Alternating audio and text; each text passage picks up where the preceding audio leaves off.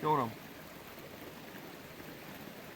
Today we're going to be looking at getting to know the ngāhere, so different ways to interact to get to know the different aspects of the ngāhere, different aspects of the forest. So yeah, we're going to be going through a series of videos based on getting to know the ngāhere.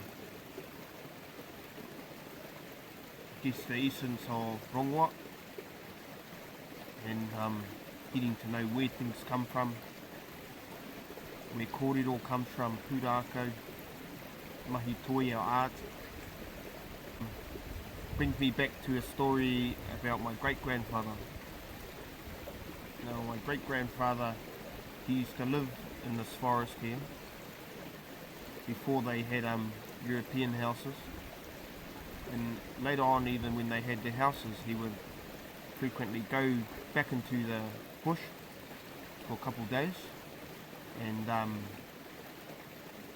remember sitting around when I was young, and the aunties were laughing, and they said, "Oh, Mito used to go into the forest to talk to the bush, to talk to the forest," and we were sort of laughing.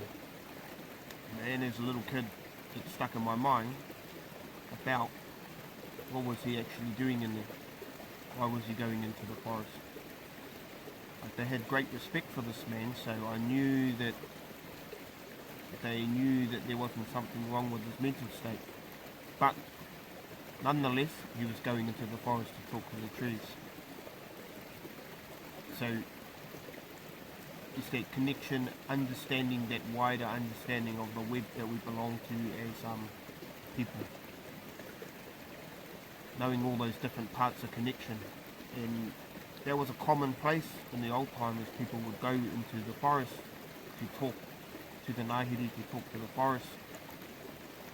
And now I think it's a common, it's quite uncommon practice that it's talked about. And I think it's a real important part of rongoa Māori, getting to know the forest, getting to know the āhuatanga. Why? It's always good to ask why. Why is you get to know things in their own different states. Let's say you're working, you have a friend or something, and you've known them for years. Let's say that friend is quite a quiet person, and then say you might see them at a work function, or you might see them at a party, or you might see them in something that is their element, like they might be a skydiver. And then you meet that person in that way, and then you sort of see that your perception of that person completely changed. That's what we're doing with the forest. We're getting to know it intimately, getting to know all the differences, the tiny differences, different states of how it is, how it came to be, and different ways of looking at it. So we'll be doing videos based on that. The whole point is not necessarily to teach you about medicinal uses of rongoa Māori, but it's to develop a mindset so that you can find a lot of things for yourself. And then I think one of the important things to know is that things are taught in layers. Whether it be a pūrākau or something, there's multiple layers that people are trying to tell you. Once you learn about this layer, you can keep learning.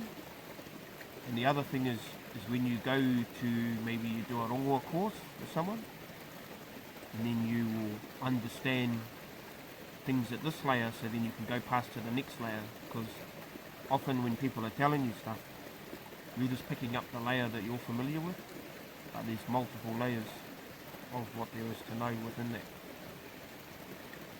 So yeah, that's the plan of the videos that we're going to be doing, and we'll go through those different stages and look at that. And yeah, the plan is to get more mindset out there, more people thinking. So, tēnei te mihi ki a koutou katoa.